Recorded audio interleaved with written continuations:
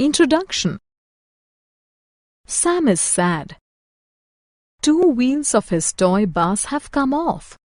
The bus no longer runs. He takes the toy bus to his father and asks him to mend it for him. His father fits the 2 wheels, and his bus is as good as before. In this lesson, you will learn the story of wheels. Wheels all around. All vehicles that move on roads and rails, such as bicycles, scooters, cars, buses, trucks, trams, and trains have wheels. Aeroplanes also have wheels because they move on road first before taking off. Modernization of wheel. We have come a long way from the days of wooden wheels.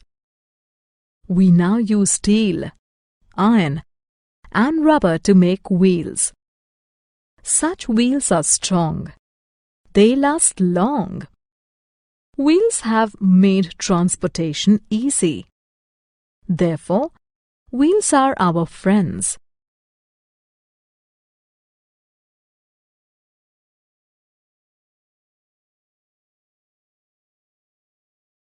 Summary.